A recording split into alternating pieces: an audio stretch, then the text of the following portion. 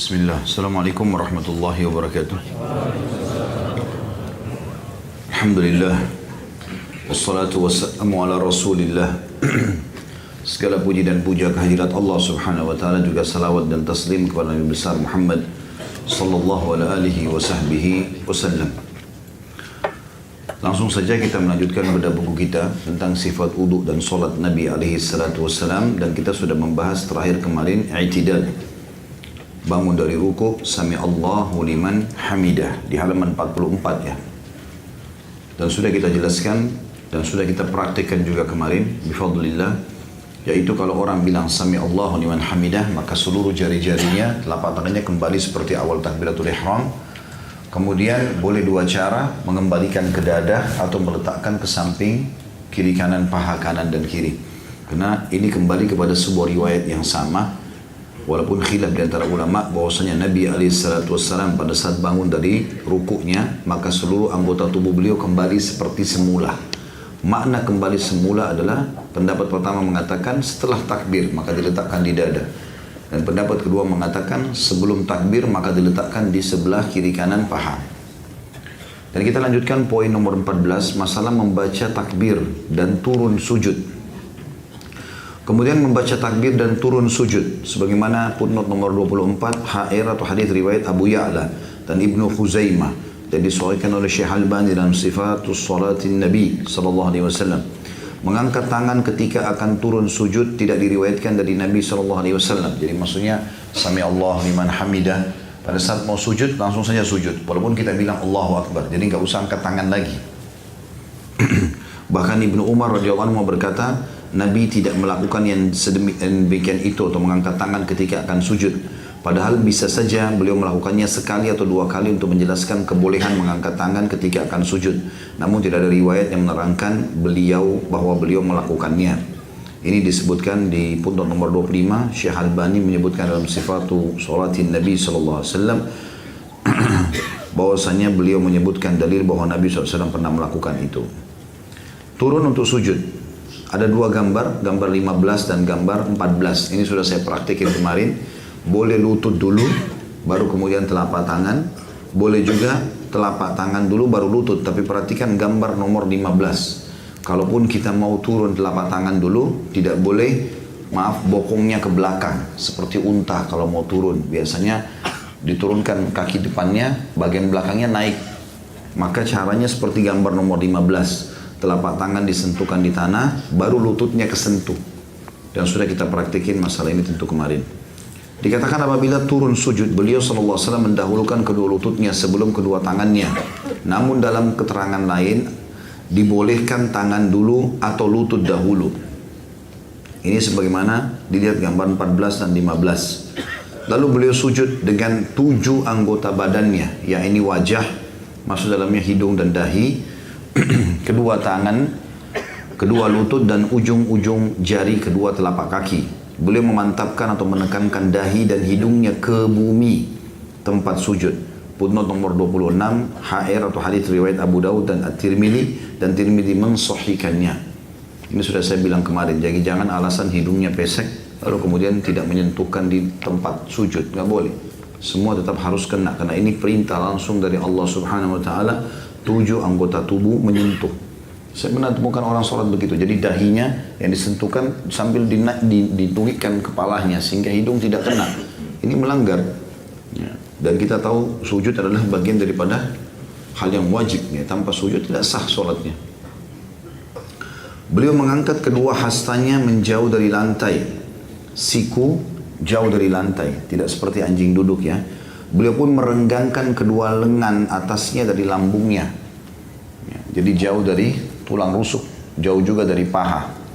Dan menjauhkan perutnya dari kedua pahanya. Nabi pun SAW tidak merapatkan kedua paha dengan kedua betis. Ya, dalam arti kata antara paha belakang sama betis jaraknya jauh. Ya, kurang lebih seperti sujud yang sering kita lakukan. Tapi ada orang karena dia tidak mengambil jarak sujud yang cukup, dia sangat dekat sehingga membuat bagian belakang bokongnya pun sangat dekat dengan betisnya. Berarti paha belakang kan dekat sekali sama betisnya. Ini melanggar sunnah Nabi SAW. Yang benar, lihat perhatikan gambar 17. Bagaimana gambar 17? Kedua telapak kaki dikasih tanda panah itu ya. Telapak kakinya jangan dibuka, dirapatin, dan antara betis sama paha belakang ada jaraknya.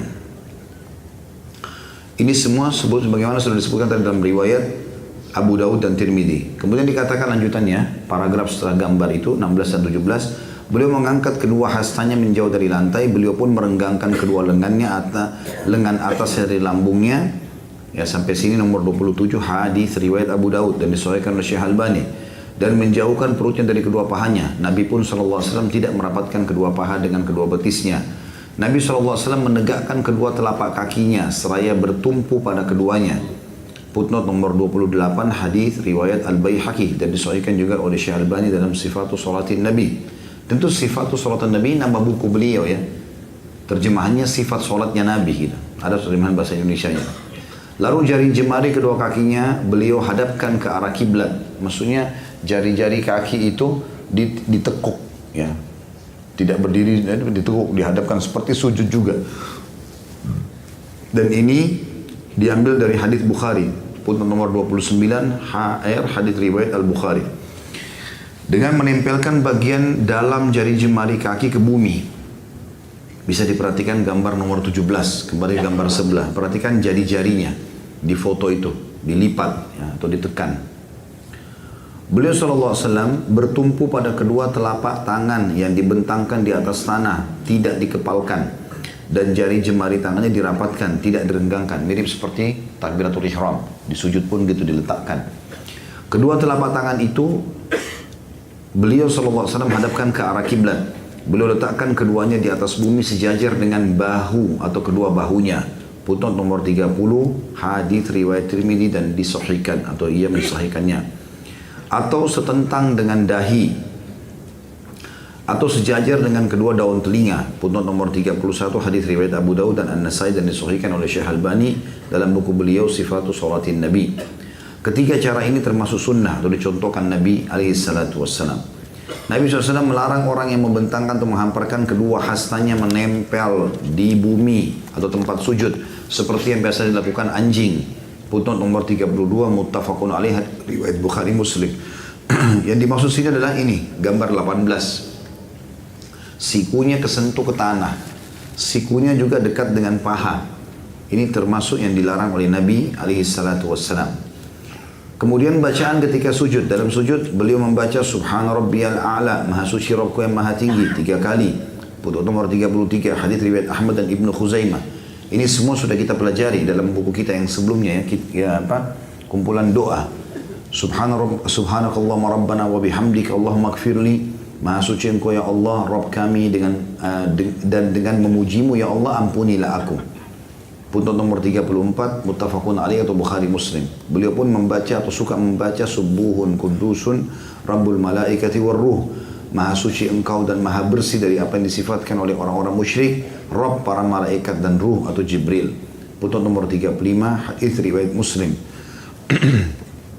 Nabi SAW memberikan motivasi agar memperbanyak doa ketika sujud. Footnote nomor 36 di bawah hadis riwayat Muslim. Namun beliau melarang membaca Al-Quran pada ruku dan sujud. Beliau pun melarang tergesa-gesa dalam sujud. Sebaliknya beliau memerintahkan agar tumak nina padanya. Footnote nomor 37, hadis riwayat Abu Ya'la dalam Sifatus Salatin Nabi. Syekh Albani mengatakan bahwa hadis ini disahihkan oleh Ibnu Khuzaimah. Yang ke-15, duduk di antara dua sujud. Ini juga sudah kita praktekkan kemarin, alhamdulillah. Dikatakan setelah sujud Nabi SAW kemudian beliau mengangkat kepalanya seraya bertakbir dari sujud. Allahu Akbar. Duduk di antara dua sujud. Lalu duduk di antara dua sujud. Footnote nomor 38 hadis Bukhari Muslim muttafaqun alaih. Dan terkadang Nabi SAW mengangkat kedua tangannya bersamaan dengan takbir tersebut. Footnote nomor 39 hadis riwayat Ahmad dan Abu Daud disahihkan oleh Syekh Albani dalam Sifatus Salatin Nabi. Nabi SAW duduk iftirash. Iftirash adalah duduk seperti gambar nomor 19. Ya. Artinya menduduki telapak kaki kiri. Lihat gambar 19 dan gambar 20. Sementara telapak kaki kanannya beliau tegakkan seperti posisi telapak kaki ketika sujud. Lihat gambar nomor 19. Adapun kedua tangannya beliau letakkan di kedua pahanya seraya membentangkan jari-jarinya atau tidak dikepalkan. Lihat gambar nomor 20. Tapi di sini dalam gambar ini agak berbeda dengan apa yang saya sampaikan kemarin ya. Jadi yang saya sampaikan kemarin adalah kalau kita letakkan telapak tangan kita di atas paha, maka ujung-ujung jari-jari yang sejajar dengan ujung paha. Jadi jangan tutupi lututnya. Ya, itu yang sebenarnya ada dalam hadis. Ya. Jadi kita letakkan jari-jari kita ini, ujungnya jari ini di ujung paha. Pas di bawah jari kita ini lutut di sini. Ya. Jadi jangan ditutupi lututnya. Karena di gambar ini saya lihat kesannya lutut tertutup. Ya. Sebenarnya kalau dalam hadis itu ya tidak tertutup lututnya. Makanya kita pada saat meletakkan mau tahiyat pun, ini kita letakkan ini di ujung lutut, di ujung paha. Ini pun begitu. Pada saat kita menggenggamnya untuk buat tahiyat, maka ini ada di ujung paha. Gitu. Seperti itulah. Terkadang Nabi SAW duduk ik'a, ya. Itu putut nomor 40 hadis riwayat Muslim, yakni dengan menegakkan kedua tumit dan punggung kedua telapak kaki. Lalu beliau duduk di atas kedua tumit tersebut. Lihat gambar nomor 21. Kadang-kadang Nabi duduk begini juga. Ada gambar situ dilihatkan ya. Tidak diriwayatkan dari Nabi SAW bahwasanya beliau berisyarat dengan telunjuknya ketika duduk ini. Padahal bisa saja Nabi SAW melakukan sekali atau dua kali jika memang itu dibolehkan. Maksudnya duduk di antara dua sujud. Kita cuma duduk ini di antara dua sujud ya, bukan duduk tahiyat. Boleh dua pilihan, iftirash atau ik'a yang seperti ini. Dan di sini tidak ada isyarat tangan seperti tahiyat, karena kita cuma baca Rabbighfirli warhamni wajburni dan seterusnya, sebagaimana sudah kita ketahui doanya tentu. Pada duduk di antara dua sujud ini beliau membaca Rabbighfirli warhamni wajburni warfa'ni wahdini wa'afini warzuqni. Ya Rabbku, ampunilah aku, kasihilah aku, cukupkanlah kekuranganku, angkatlah derajatku, tunjukilah aku, selamatkanlah aku dunia akhirat dan berilah aku rezeki. Putun nomor 41 hadis riwayat Abu Dawud, Tirmidzi, Ibnu Majah, Al-Hakim, dan ia mensahihkannya. Lihat juga sifat salatin Nabi SAW. Terkadang beliau membaca ini yang paling pendek ya. Kalau antum buru-buru sekali baca ini, Rabbighfirli, Rabbighfirli. Dua ini saja. Kalau kita lagi di antara dua sujud kalau buru-buru. Tapi kalau ada waktu kita baca Rabbighfirli warhamni wajburni yang panjang ya. Artinya ya Rabbku, ampunilah aku, ampunilah aku. Ini juga ada riwayat putun nomor 42 hadis riwayat Ibnu Majah, disahihkan oleh Syekh Albani dalam Sifatus Shalatin Nabi. Rasulullah SAW suka memanjangkan rukun ini sehingga ada yang berkata beliau lupa, dan Nabi SAW melarang meringankan rukun ini sehingga tidak tumaknina. Hadis riwayat putun nomor 43 Abu Dawud dan Hakim, dan ia mensahihkannya. Juga disebutkan dalam sifat sholatun Nabi. Jadi maksudnya kalau lagi duduk teman-teman jangan buru-buru. Begitu bangun, tenangkan dulu diri, baru baca Rabbighfirli warhamni wajburni warfa'ni. Renungi permintaan itu. Karena kita lagi memohon sama Allah ini. Dan lihat artinya teman-teman. Rabbku, ampunilah aku, kasihinilah aku, cukupkanlah kekuranganku, angkatlah derajatku, tunjukilah aku, selamatkan aku dunia akhirat, berikan aku rezeki. Nikmati kalimat itu. Jangan buru-buru seperti orang kumur-kumur. Rabbighfirli warhamni. Seperti juga orang berdoa kadang-kadang. Baca ya akhi dan ukhti, Rabbana atina fid dunya hasanah. Renungi maknanya. Ya Allah, berikan aku semua kebaikan dunia. Wa fil akhirati hasanah. Berikan aku semua kebaikan akhirat. Ucapkan dan renungi itu. Kita kalau ajukan kepada atasan kita, kita tentu berbicara dengan sopan dan santun. Bagaimana bicara sama Allah? Rabbana atina fid dunya hasanah wa fil akhirati. Seperti orang kumur-kumur. Apa yang dia ucapkan ini? Harus santun, dan ini termasuk dalam masalah tumaknina. Tumaknina itu bukan cuma gerakan, tapi juga ucapan, ya, yang merupakan kewajiban sholat. Yang ke-16, sujud untuk kedua kalinya. Kemudian beliau SAW sujud untuk kedua kalinya seraya bertakbir. Beliau melakukan sujud kedua ini sebagaimana yang beliau lakukan pada sujud yang pertama. Sampai di sini maka sempurnalah satu rakaat. Yang ke-17, bangkit seraya bertakbir. Kemudian beliau bangkit seraya bertakbir sambil bertumpu pada kedua lututnya, bukan bertumpu pada lantai. Footnote nomor 44. Syekh Albani dalam Sifatus Shalatin Nabi menyebutkan dalil bahwa Nabi SAW melakukan sambil bertumpu pada lantai. Lihat gambar nomor 23. Jadi bisa dengan cara ini, kemarin saya praktikin ya. Kita kepalkan tangan, tekan lantai, kemudian dorong tubuh kita. Tapi mendorong ini yang didorong adalah bagian depan. Tidak boleh kita dorong bokongnya duluan naik. Sudah saya jelaskan tidak boleh seperti unta kalau berdiri. Kemudian beliau melakukan rakaat kedua sebagaimana rakaat pertama, hanya saja tanpa takbiratul ihram, tanpa doa iftitah dan tanpa membaca ta'awudz. Hadis ini riwayat Muslim. Jadi pada saat bangun ke rakaat kedua, Allahu Akbar, langsung Al-Fatihah. Tidak ada lagi iftitah. Tidak ada lagi juga a'udzubillahi samil alim minasyaitonir rajim min hamzihi wa nafthihi wa nafathi yang kita baca di rakaat pertama. Ya, ini disebutkan. Kemudian selanjutnya ini ada dua cara ya. Ada cara yang pertama gambar 23 dengan menekan, mengepalkan telapak tangan di tanah kemudian dorong tubuh ke atas. Tapi perhatikan gambar itu bokongnya nggak naik. Jadi yang didorong adalah tubuh ke atas. Ini juga sudah kita perhatikan kemarin, alhamdulillah. Kemudian gambar nomor 22 kalau orang mau bertumpu pada pahanya. Dia nggak bertumpu pada tanah. Dia tekan pahanya untuk bisa naik ke atas.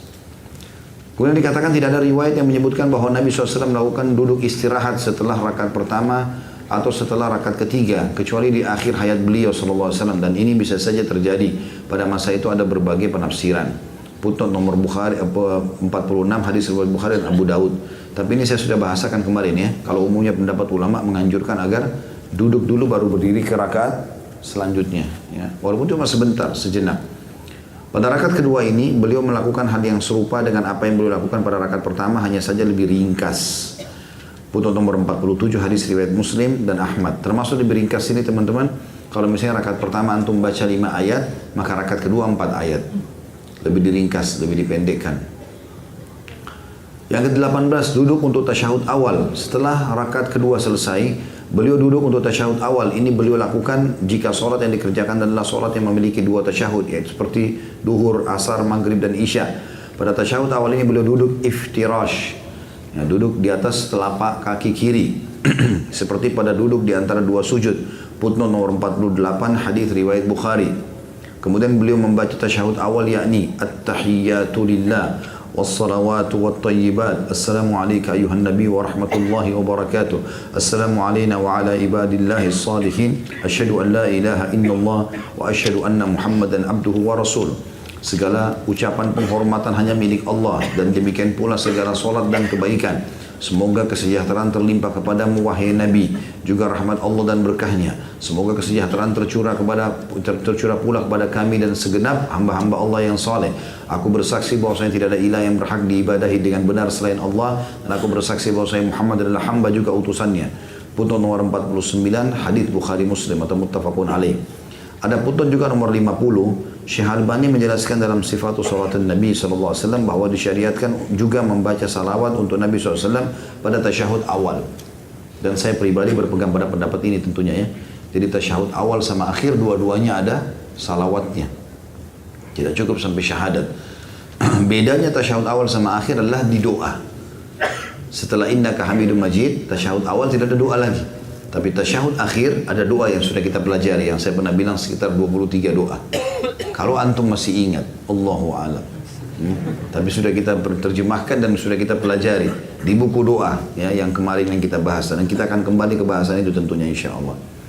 Nabi SAW membentangkan telapak tangan kirinya di atas paha kiri dan beliau mengepalkan seluruh jari jemari tangan kanannya. Lihat gambar nomor 26 atau bisa gambar 27 dan juga lihat gambar 28 ya, bahwasanya mata melihat ke jari telunjuk.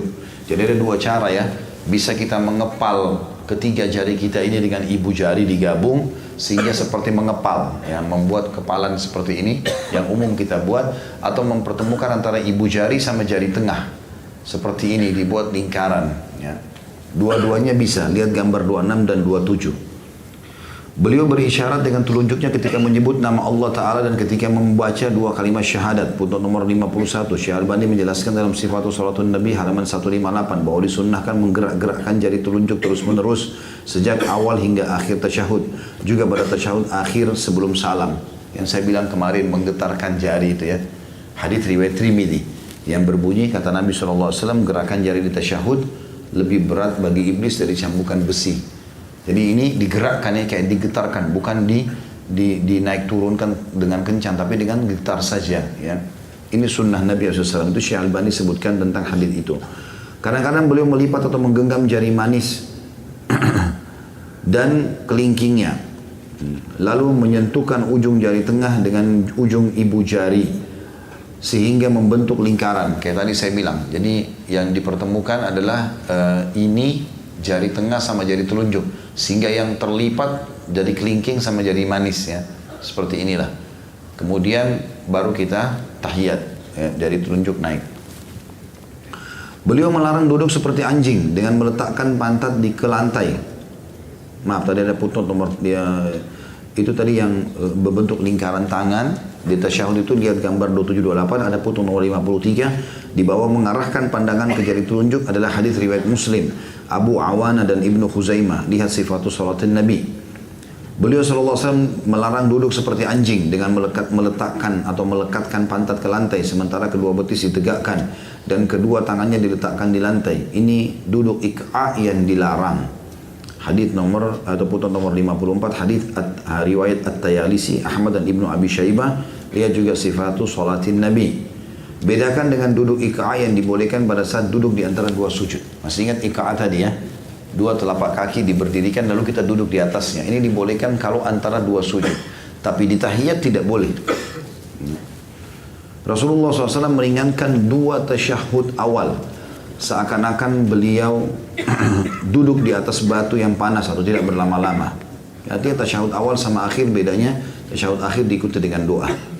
Yang ke-19, bangkit untuk rakaat ketiga. Kemudian beliau bangkit untuk rakaat ketiga seraya bertakbir. Dalam bangkitnya beliau bertumpu pada lututnya, tidak pada lantai. Putung nomor 55, lihat gambar 22-23. Berikut penjelasannya. Nah, sudah kita jelaskan masalah itu ya. Bangun dari sujud, duduk dulu sebentar, lalu menopang tubuh kita di lantai atau menopang di paha untuk berdiri. Kemudian pada rakaat ketiga atau keempat, beliau hanya membaca surah Al-Fatihah saja, tidak ada lagi surahnya. Dan tidak membaca ayat apapun setelahnya karena tidak diriwayatkan dari Nabi SAW bahwasanya beliau membaca ayat atau surah lain pada dua rakaat terakhir setelah tasyahud awal. Makanya rakaat ketiga, rakaat keempat biasanya lebih ringan karena memang tidak ada lagi surah, cuma Al-Fatihah saja. Kemudian beliau melakukan rakaat keempat sebagaimana beliau melakukan rakaat ketiga. Beliau melakukan rakaat ketiga dan keempat ini lebih ringan daripada rakaat pertama dan kedua. Karena rakaat pertama ada iftitah dan surah. Rakaat kedua tidak ada iftitah tapi ada Al-Fatihah dan surah, ya. Rakaat ketiga cuma Al-Fatihah, rakaat keempat cuma Al-Fatihah tanpa surah lagi. Yang ke-20 masalah tasyahud akhir. Setelah melakukan rakaat keempat pada sholat duhur, asar dan isya, atau setelah rakaat ketiga pada sholat maghrib, dan setelah rakaat kedua seperti pada sholat subuh, Jumat, dan sholat dua hari raya, maka beliau duduk untuk tasyahud akhir. Pada tasyahud akhir ini, Nabi SAW membaca bacaan pada tasyahud awal. Kemudian dilanjutkan dengan membaca salawat untuk Nabi SAW. Bacaan salawat ini ialah Allahumma salli ala Muhammadin wa ala ali Muhammad kama sallaita ala Ibrahim wa ala ali Ibrahim innaka hamidun majid. Allahumma barik ala Muhammadin wa ala ali Muhammad kama barakta ala Ibrahim wa ala ali Ibrahim innaka hamidun majid. Perhatikan di sini, lafadznya ini begini. Tidak ada kalimat sayyidina. Ya, memang lafaz hadisnya begini. Jadi kita sebutkan Allahumma salli ala Muhammad. Seperti itu untuk salawat ini ya, yang dibaca dalam tahiyat. Ya Allah, curahkanlah salawat pada Muhammad dan keluarga Muhammad alaihissalam. Sebagaimana engkau telah menganugerahkan salawat pada Ibrahim dan keluarga Ibrahim alaihissalam. Sesungguhnya engkau maha terpuji dan maha mulia. Ya Allah, limpahkanlah keberkahan pada Muhammad dan keluarga Muhammad. Sebagaimana engkau telah menganugerahkan keberkahan kepada Ibrahim dan keluarga Ibrahim. Sesungguhnya engkau maha terpuji dan maha mulia. Putung nomor 56 hadis Bukhari Muslim alaihi wassalam tentunya tentang Nabi Muhammad dan Nabi Ibrahim. Kemudian pada tasyahud akhir ini terkadang Nabi SAW duduk tawarruk. Putung nomor 57 hadis riwayat Bukhari. Tawarruk adalah mendudukkan bokong di tanah, yakni dengan menempelkan pantat kiri ke lantai dan mengeluarkan telapak kaki kiri dari satu arah. Sedemikian rupa sehingga kaki kiri berada di bawah paha dan betisnya yang kanan. Sementara itu telapak kaki kanannya ditegakkan. Lihat gambar nomor 29. Sudah kita ajarkan kemarin, praktekin bagaimana duduk iftirash dan bagaimana duduk tawarruk. Dan bagaimana mengalihkan duduk dari iftirash ke tawarruk. Masih ingat nggak ini? Saya bisa demo loh kalau nggak ingat. Baru kemarin, nggak datang ngajar lagi nanti. Terkadang Nabi SAW juga duduk iftirash seperti tasyahud awal. Lihat gambar nomor 30 tentunya. Nabi SAW memegang lutut kirinya dengan telapak tangan kiri seraya menahan beban atau seraya menahan beban tubuh dengannya. Ini footnote nomor 58 hadis riwayat Muslim. 21 mohon perlindungan kepada Allah dari 4 perkara. Ini maksudnya doa-doa yang dibaca sebelum salam. Dan ini sudah kita pelajari sebenarnya. Setelah selesai membaca tasyahud awal, maka beliau mohon perlindungan kepada Allah dari 4 perkara dengan membaca Allahumma inni a'udzubika min adzabi jahannam. Ya Allah, aku berlindung kepadamu dari siksa neraka jahannam, wa min adzabil qabr, dan siksa kubur, wa min fitnatil mahya wal mamat, dari fitnah kehidupan dan kematian, wa min syarri fitnatil masiihid dajjal, dan dari keburukan fitnahnya Masiih Dajjal. putnot nomor 59, hadis riwayat Muslim. Nomor 22, tentu ini ada beberapa doa, sudah kita pelajari semua. Di buku doa kita kalau tidak salah ditulis 8 atau 10 doa, tapi ini ada 23 macam doa. Yang 22, berdoa untuk diri sendiri sebelum salam. Kemudian Nabi SAW berdoa untuk diri sendiri sebelum salam. Sebagian doa yang beliau SAW syariatkan adalah Allahumma inni zalamtu nafsi zulman katsira wa la yaghfiru dzunuba illa ant faghfir li min indika maghfiratan faghfir li maghfiratan min indik warhamni innaka antal ghafurur rahim. Ya Allah, sungguhnya aku telah menzalimi diriku sendiri dengan kezaliman yang banyak dan tidak ada yang dapat mengampuni dosa-dosa selain Engkau, maka ampunilah aku dengan ampunan darimu dan sayangilah aku, sesungguhnya Engkau Maha Pengampun lagi Maha Penyayang. Putnot nomor 60, hadis muttafaqun alaih. Juga Nabi SAW berdoa, Allahumma hasibni hisaban yasira. Ya Allah, hisablah aku atau perhitungkanlah amalku dengan hisab yang ringan. Putnot nomor 61, hadis riwayat Ahmad dan Hakim dan disepakati oleh Az-Zahabi. Nabi pun SAW suka memohon surga kepada Allah dan memohon perlindungan dari neraka. Masih ada doa yang lainnya yang datang dari Nabi SAW. Artinya cukup banyak doa yang dibaca sebelum salam. Ini termasuk tempat-tempat mustajab doa ya. Terutama kalau teman-teman lagi sholat sunnah, ya, sujud dan juga sebelum salam. Ini waktu mustajab doa. 23, diakhiri sholatnya dengan salam. Nabi SAW mengakhiri sholatnya dengan salam. Maka Nabi SAW memalingkan wajahnya ke kanan seraya mengucapkan Assalamualaikum warahmatullah. Kesejahteraan dan rahmat Allah semoga tercurah atas kalian. Beliau memalingkan wajahnya ke arah kanan hingga terlihat pipinya yang putih. Demikian pula ketika memalingkan wajahnya ke kiri, maka terlihatlah pipi kirinya yang putih. Lihat gambar 31 dan 32. Ini juga sudah kita praktekkan kemarin. Salam tidak mengikutkan tubuh tapi leher saja yang ke kanan dan ke kiri. Diriwayatkan pula bahwa Rasulullah SAW menambahkan bacaan salam yang pertama dengan ucapan wa barakatuh dan keberkahannya.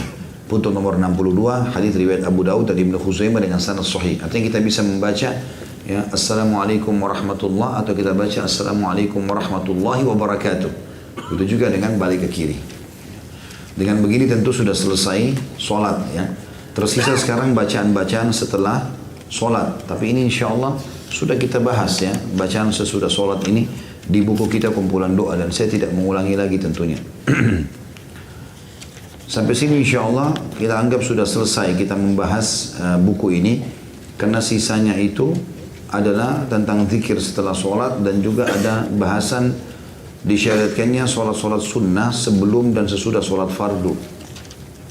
Yang teman-teman harus perhatikan yang paling ditekankan adalah namanya sholat sunnah rawatib.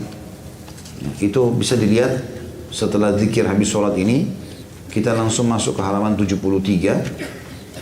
Karena itu yang antara 2-3 lembar itu adalah zikir habis sholat, kayak baca ayat kursi, baca ikhlas, al-falaq, an-nas, subhanallah 33, alhamdulillah, Allah akbar 33. Ini semua sudah kita pelajari di buku doa kita yang lalu ya. Maka saya untuk meringkas, saya masuk poin nomor 4, disyariatkan sholat sunnah sebelum dan sesudah sholat fardu. Karena Nabi SAW bersabda, Man sallat natai asyrata raka'atan fi yaumihi wa laylatihi, tatawu'an banallahu lahu baitan fil jannah. Barang siapa yang sholat sunnah rawatib 12 rakaat sehari semalam, maka Allah membangun sebuah istana baginya di surga. Putnot nomor 8, hadis riwayat Ahmad disahihkan oleh Syaribani dalam Sahihu Jami' As-Saghir nomor 6360. 12 rakaat itu adalah 2 rakaat sebelum sholat fajr atau subuh antara azan dan iqamah. 4 rakaat sebelum sholat duhur, kayak tadi kita sholat duhur ini 4 rakaat, dan 2 rakaat setelahnya. Berarti kalau kita gabung 2 rakaat sebelum subuh, 4 rakaat sebelum duhur sudah berapa? 6. 2 rakaat sesudah duhur 8. 2 rakaat setelah maghrib 10. 2 rakaat sesudah isya berarti 12. Ini khusus sholat sunnah yang dikenal dengan sholat sunnah rawatib, khusus untuk mengejar istana di surga. Apakah ada sholat sunnah lain? Ada. Di sini disebutkan, disunnahkan pula sholat sunnah 4 rakaat sebelum asar.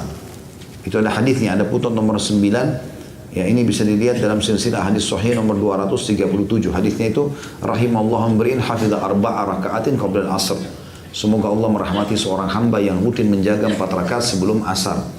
Juga ada 2 rakaat sebelum maghrib. Ada putnot nomor 10. Lihat silsilah hadis sahih nomor 233. Kalau Nabi SAW mengatakan, sholatlah sebelum maghrib, sholatlah sebelum maghrib, sholatlah sebelum maghrib. 3 kali Nabi ulangi, lalu Nabi mengatakan, liman sya', siapa yang ingin melakukannya. Jadi sebagian masjid saya lihat buru-buru sekali. azan maghrib langsung iqamah. Kecuali kalau ada hal darurat sekali, mungkin akan terjadi gempa segala macam. Masih panjang waktu, kasih jeda. Orang sholat sunnah qabliyah maghrib. Ini itu ada hadis sahih yang menjelaskan masalah itu. Juga 2 rakaat sebelum isya. Itu putus nomor 11. Karena hadis yang diriwayatkan Bukhari, Nabi SAW bersabda, baina kulli adzanaini shalah. Di antara 2 azan atau azan dan iqamah ada salat. Nabi SAW mengucapkannya 3 kali dan setelah itu beliau bersabda bagi orang yang mau. Jadi ada juga qabliyah maghrib, ya.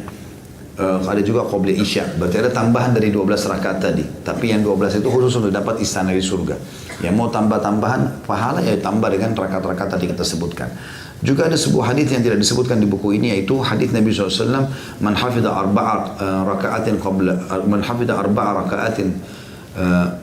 qabla duhri wa arba'ati ba'dahu haramallahu alaihi nar. Siapa yang menjaga 4 rakaat sebelum duhur dan 4 rakaat sesudah duhur, Allah akan haramkan baginya api neraka. Nah, hadis ini yang baru saya sebutkan tadi tentang pengharaman dari api neraka bisa kita gabungkan dengan hadis mendapatkan istana di surga tadi. Kalau istana di surga tadi kan 4 rakaat sebelum duhur, 2 rakaat sesudah duhur.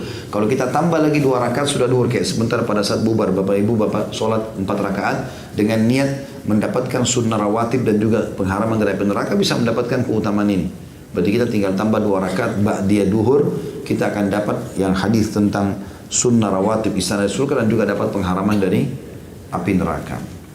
Ada poin nomor 5, dalam sholat wanita melakukan segala sesuatunya sama dengan laki-laki. Jadi secara umum tidak ada yang dikecualikan. Perbedaan ini hanya dalam beberapa masalah saja, seperti pakaian yang menutup aurat dan masalah bacaan. Dalam hal ini laki-laki mengeraskan bacaannya pada sholat ngeraskan ngerasin suara, subuh, maghrib dan isya. Sedangkan wanita disunnahkan untuk membacanya dengan sir atau lirih, tidak ada atau tidak mengeraskan suara. Bukan tidak ada suara ya, tidak mengeraskan suara. Yang keenam, inilah yang Allah SWT mudahkan dalam penyusunan tata cara solat Nabi dari takbir hingga salam. Sebagaimana Nabi SAW meriwayatkan, Sallu kama ra'aitumuni usolli, solatlah kalian sebagaimana kalian melihat aku solat. Untuk nomor 12, hadits riwayat Bukhari. Rasulullah SAW mengabarkan bahwa solat adalah penyejuk mata beliau. Sebagaimana hadits untuk nomor 13, riwayat An-Nasai dan Tabarani dan disahihkan oleh Syekh Albani. Dan dengan solat beliau atau jiwa beliau dapat beristirahat. Untuk nomor 14, hadis riwayat Tabarani dalam Mu'jamul Kabir, jilid 6, halaman 95. Seorang muslim wajib menjaga solat sebagaimana mestinya, sehingga solatnya dapat menjadi penenang atau penerang dan penyelamat baginya di hari kiamat dengan izin Allah. Wallahu alam. Dan sampai sini selesai bahasan buku kita. Alhamdulillah. Dan di sini poin nomor 5 perlu saya garis bawahi ya. Jadi nggak perlu lagi membahas apakah nanti sujudnya perempuan sama laki-laki sama atau tidak. Sama. Yang beda tadi sudah disebutkan hanya masalah tutup auratnya saja. Allahu a'lam. Semoga bermanfaat. Subhanakallahumma bihamdika asyhadu an la ilaha illa anta astaghfiruka wa atubu ilaik. Wassalamualaikum warahmatullahi wabarakatuh.